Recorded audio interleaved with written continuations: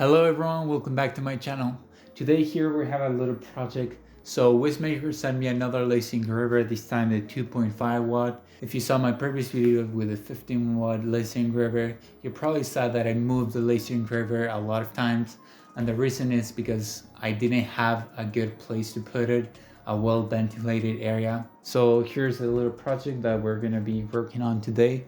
I'm trying to do a cover for the laser engraver in the most affordable way possible. I picked this band for $20 in Home Depot, and I picked this fan for around $15. The idea is very simple. This is gonna go upside down. It's gonna be mounted on the top corner, and it's gonna exhaust the air right here. And right here I'm gonna do some ventilation to cover the ventilation from things like snow. We have been having a lot of snow recently here. That's one of the reasons I want to make this project.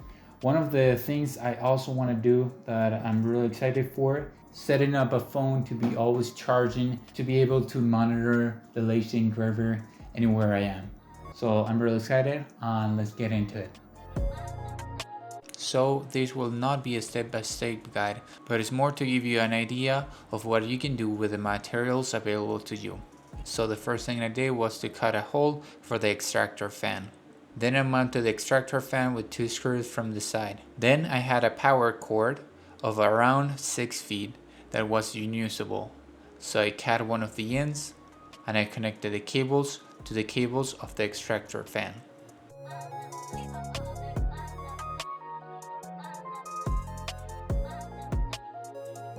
A long time ago, I bought these LED panels off of Amazon, and I decided to mount 2 of these panels on the top so I'm able to monitor the laser engravers at night.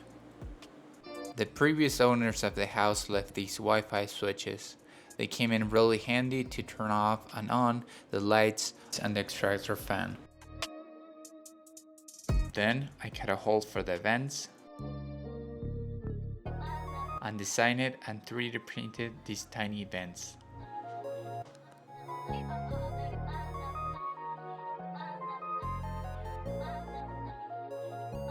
So after I did all of that, it was just a matter of putting the printer down, setting up the light panels with double-sided tape, and making all the connections. At the end, I was able to remotely turn on and off the lights, turn on and off the extractor fan, and also keep the laser engraver in a secure location during snow, rain, and any other type of weather.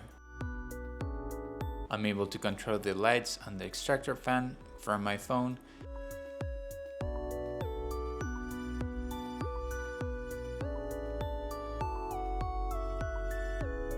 And from my computer, I can see a live view of the laser engraver to do things like aligning or sending jobs to the laser engraver. If I would have bought all these components new, this is how much I would have spent on all the components. But this is the actual money I paid for new components. Most of the other components were components I already had.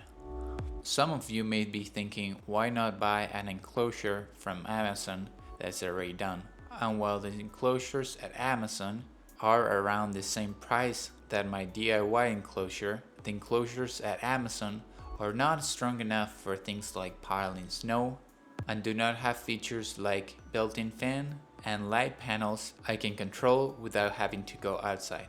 Thank you for watching this video. If you have any questions, please let me know in the comments, and I'll see you in the next video.